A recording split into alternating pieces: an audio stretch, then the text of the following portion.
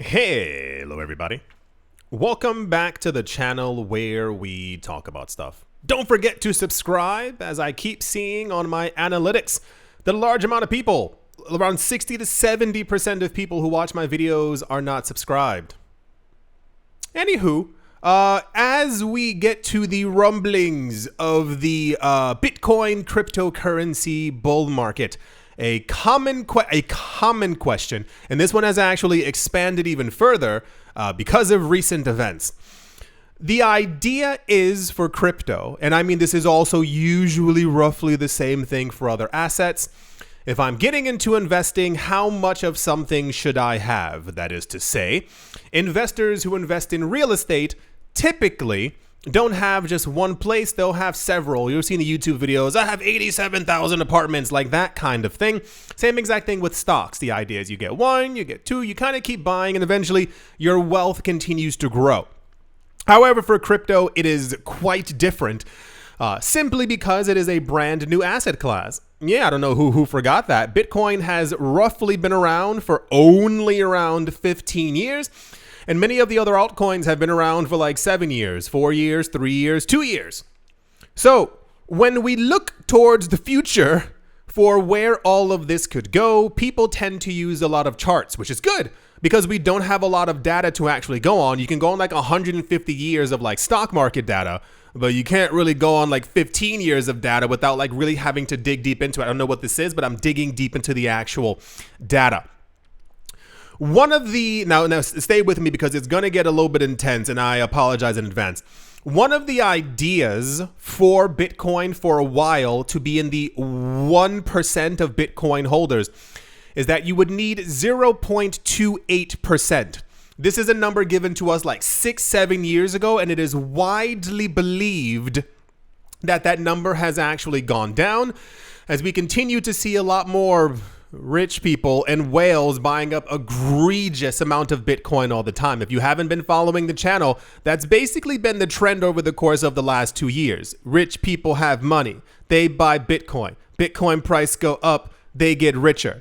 That kind of thing. So 0.28 was touted as the number that you would need to be in the top 1% of Bitcoin holders, but it stretches a little bit further than that. We recently there was some like Bitcoin crypto money event where, okay, I'll do it this way, then this way. It's been quite interesting in the news recently that a lot of people who have Bitcoin and cryptocurrency price predictions are coming to the exact same conclusion. That's number one. We're seeing even for price predictions, you might have remembered, over the course of the rest of this year and also for next year, we're getting a lot of 200, 250, 300,000, somewhere swinging around there. I mean, you can also go to the 600,000s depending on how wide the pendulum swing is for you. But a lot of people tend to give the same exact numbers over and over. There was recently a cryptocurrency event, and the idea was, for some reason, I don't know what happened, everyone was taking out their crystal balls and their psychic powers, where basically the predictions were for Bitcoin's price between the years of 2035 to 2040 is that Bitcoin would be anywhere from $20 to $24 million per coin. Fantastic. Can't argue with it. I think that'd be absolutely wonderful, especially for altcoin portfolios or anyone who's already in crypto, getting into crypto, who's been here for a while. You're basically going to be rich. The other point to be made is that that's a huge amount of, so understand what a $1 million Bitcoin basically entails the fact that we have several 100 million people on the planet who kind of understand that fiat currencies are absolute garbage, and they've begun to buy an even more large amounts of Bitcoin, and more people have basically gotten onto the boat. It is estimated that right now we have roughly around 100 to 150 million people around the world who are into crypto. Therefore, if we 3, 4, 5, 6, 7x that amount, of course, Bitcoin's price will also go up as well. $1 million Bitcoin basically means that the old economic system that we know and hate is basically slowly beginning to crumble. But we can also see this from Bitcoin going to zero to where it currently is right now. This is an indication that people are like, I don't like that old stuff anymore, and they're pushing their stuff into Bitcoin. $20 to $24 million per coin basically means that like Bitcoin is kind of like everywhere. Everything is basically more or less priced in Bitcoin completely. This has been like a prophecy, if you will, for a while, where people have basically said that around 2030, somewhere around there, don't forget the very popular 2029, 30, and 31 Bitcoin price prediction of anywhere from $800,000 to a $1 million coin, basically means that Bitcoin would be more or less the new financial system. So those who kind of get in early would benefit the most. So here we go. This would basically mean that if you have if you're lucky enough to have an entire Bitcoin, you would then be worth $20 to $24 million. Everyone got it? Cool. And these projections, and I need to throw it out there, these projections of a $20 to $24 million Bitcoin are actually lightly conservative. There are people who've been throwing out a $40 million Bitcoin in the next like 15 to 20 years. I'm giving you the 20 to 24 million just to make things a little bit lighter and simpler. If you're lucky enough to have an entire coin, you would then be worth $20 to $24 million. Cool, got it. If you have half a coin, this would be $10 to $12 million. Cool, understandable. This is where it gets interesting, because if you then have a fourth of a coin, 0.25 Bitcoin, you would essentially have $5 million. Remember what the other number was? It was 0.28. They're very close to each other, once again, in the idea of how much Bitcoin you would need to actually be wealthy. Now you might be asking, why does a fourth of a Bitcoin make so much sense in this scenario? I'll tell you exactly why. And you can Google it and find it as well. A number of years ago, there were surveys done for people, mainly in America, because it was based in US dollars. Got it. What they considered wealthy. And a lot of people said, I consider having $1 million wealthy. I think 10 million is wealthy. I think 15 million is wealthy. 7 million is wealthy. And for some reason, I don't know why I'm swinging like this. For some reason, right in the middle, around $5 million kept on popping up. Now, I can feel the light skepticism from someone out there, because I know someone's like, 5 million is not a lot. Hold on. If you have $1 million, like right now, and you decided to put that into stocks or into something else that would give you like an average return of around 4%, if you just said like, no, that's a terrible return, and you're like, oh, I want 7, 8, 9, 11, you're putting your stuff into very risky stocks and other assets that probably might not be around for a while. So typically, if you are a big investor and have a lot of money, you aim for, of course, 5 is nice, 5.5 as well. You aim for around a 4% return, like from like a dividend or something like that. Let's say dividend. Cool. Simplify it.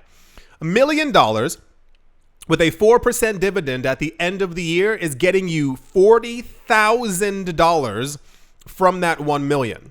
If you have 5 million, 40 times 5, you'd be getting $200,000 a year passively from doing absolutely nothing. Now, I'm sure that number rings a bell in your head, because it's a lot of freaking money. So therefore, the idea is that if you, because this was also the number that we also similarly had a couple of videos ago for those of you who missed it, the idea was how much money you would need to work to make to be comfortable in the United States. Therefore, if you're making that completely passively, $200,000 passively without literally having to do anything, my friend, you are therefore wealthy. I would even go lower and consider like 2 or 3 million. Can we be completely realistic? If you are making $10,000 to $12,000 passively per month, you're probably wealthy, because the vast majority of like, I want to say like 95% of people on the planet aren't doing that. The number actually ends up coming back once again, looping around, that by the year 2030 to 2040, according to numbers and analysts, and once again, this isn't like a Mike Novogratz kind of thing. This is like all the analysts are saying the exact same thing, and I'm giving you the lower end. You would essentially need 0.25 Bitcoin to not only even be in the 1% of Bitcoin holders, but to actually be a literal Bitcoin millionaire just from having a fraction of a coin. That's part of the power of like getting into the market early. That's part of the reason why I've been talking about this for the last like 8 to 9 years, trying to get people to understand that the earlier you get in, the better it is for you later. It's this way with all assets. But as we continuously, because we have news, continuously keep seeing that Bitcoin and crypto are like everywhere and taking over the world. And for those of you who've been missing it, I don't know, right? All these governments who are buying up tons of Bitcoin, and the AI the other day who also bought, was it 149? Please watch the video. It's mind-boggling. Last thought. It is mind-boggling to me to even remotely think that there are people in crypto who would potentially completely forego not having any Bitcoin in their portfolio and or retirement fund. I could not begin to wonder or understand how. Yeah. So some of you are probably gonna be pretty rich in the future. I do hope that you've all enjoyed. I do hope that you all are having a great day, morning, afternoon, evening, moving stuff around on the desk because I can't see because there's like a crazy glare. There we go. Afternoon, evening, wherever you are, wherever you might be. I do hope it's absolutely fantastic. Thank you all once again for watching, listening, liking, commenting, and supporting. And I will most certainly be talking to you all soon. See you. Oh, again, see you.